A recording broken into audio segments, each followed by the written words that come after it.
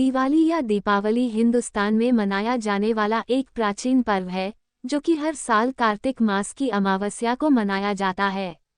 इसके पीछे पौराणिक मान्यता ये है कि दीपावली के दिन हिंदुओं के आराध्य अयोध्या के राजा भगवान श्री रामचंद्र जी अपने 14 वर्ष का वनवास काटकर अयोध्या वापस लौटे थे। इससे पूरा अयोध्या अपने राजा के आगमन से हर्षित और उल्लसित था। अयोध्या के लोगों ने इसी खुशी में श्रीराम के स्वागत में घी के दीप जलाए। कार्तिक मास की काली अमावस्या की वह रात्रि दियों के उजाले से जगमगा उठी। मान्यता है कि तब से आज तक भारतीय प्रतिवर्षीय प्रकाश पर्व दिवाली के रूप में हर्ष व उल्लास से मनाते हैं। दीपावली का प्रकाश बुराई पर अच्छाई की जीत और भगवान राम के जीवन में मौजूद महान आदर्शों और नैतिकता में हमारे विश्वास का प्रतीक है। दीपावली स्वच्छता व प्रकाश का पर्व है।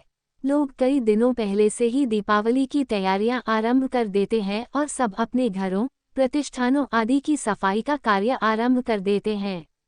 दिवाली के आते ही घरों में मरम्मत, रंग रोगन, सफेदी आदि का कार्य होने लगता है। लोग अपने घरों और दुकानों को साफ सुथरा कर सजाते हैं।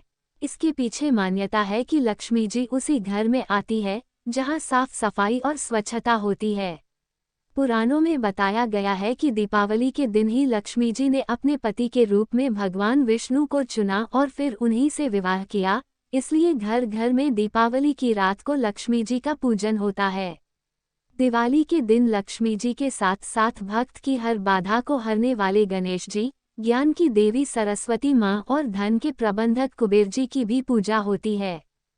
बेशक देश में स्वच्छता, साफ सफाई का प्रतीक दिवाली पर्व मनाया जाता हो, लेकिन आज भी स्वच्छता देश की सबसे बड़ी जरूरत है। हमारी सरकार की पुरजोर कोशिशों के बाद भी भारत में स्वच्छता अभियान सिर्फ सरकारी कार्यक्रम बनकर रह गए हैं। हजारों संस्थाएं सिर्फ फोटोग्राफ्स के लिए अभियान चलाती हैं और वाहवाही लूटती हैं, लेकिन स्वच्छता के प्रति उनका योगदान फोटो कराने के अलावा तनिक भर भी नहीं है। मगर भारत में सरकार के साथ साथ कई ऐसी संस्थाएं भी हैं जो वास्तविक स्वच्छता अभियान चलाकर लोगों को जागरूक कर रही हैं, और देश में ऐसे करोड़ों लोग हैं जो स्वच्छता के लिए लोगों को जागरूक करते हैं।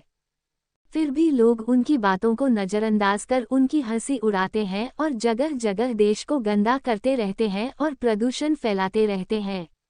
अगर ऐसे लोगों को जागरूक करना है जो कि स्वच्छता के प्रति बिल्कुल भी सजग नहीं है, तो इसके लिए हमें छोटे छोटे बच्चों को बड़ों के नेतृत्व में आगे लाना होगा। अगर कोई गंदगी फैलाएगा तो बच्चे उसे टोकेंगे तो वे बच्चों की बात को हंसी में नहीं उड़ा पाएंगे और न ही उनकी बात को टाल पाएंगे, बल्कि अपने किए पर शर्मिंदा भी होंगे। ऐसे ही देश में अनेक प्रमुख नदियां हैं। उनमें गंगा, यमुना तथा और भी अन्य नदियां हैं जिनमें लोग बहुत प्रदूषण करते हैं। उन जगहों, खासकर नदियों के किनारे वाली जगह पर जितने भी स्कूल हैं, उन बच्चों को स्कूल प्रशासन के नेतृत्व में आगे किया जाकर नदियों में प्रदूषण न करने के लिए लोगों को जागरूक किया जा सकता है, क्योंकि बच्चों की बात को कोई टाल नहीं सकता और बच्चा जो कहेगा उस पर वह 1000 बार सोचेगा। 27 अक्टूबर को दिवाली के दिन देश में पटाखों के जरिए बहुत वायु प्रदूषण होगा, तो क्यों न इस दिशा में सरकार द्वारा लोगों को जागरूक किया जाना चाहिए और वायु प्रदूषण द्वारा होने वाले खतरों से भी लोगों को आगाह किया जाना चाहिए। वायु प्रदूषण को रोकने के लिए आज ग्राम पंचायत से लेकर नगर पालिकाओं तक अभियान चलाने की जरूरत है। ऐसे अभियान की बागडोर भी बच्चों, महिलाओं और बुजुर्गों को दी जानी चाहिए। साथ ही साथ पटाखों द्वारा वायु प्रदूषण रोकने के लिए सरकार को एक इको फ्रेंडली पटाखों की दिशा में काम करना चाहिए, जिससे कि लोग पटाखे चलाने का भी मजा ले सकें और अपने वातावरण में भी प्रदूषण न हो। अगर हो भी तो न के बराबर हो। जिस जगह स्वच्छता, साफ सफाई होगी और प्रदूषण कम होगा, वहीं लक्ष्मी जी का वास होगा। अगर लक्ष्मी जी का वास होगा तो सबके जीवन में वैभव, ऐश्वर्य, उन्नति, प्रगति, आदर्श, स्वास्थ्य, प्रसिद्धि और समृद्धि आएगी।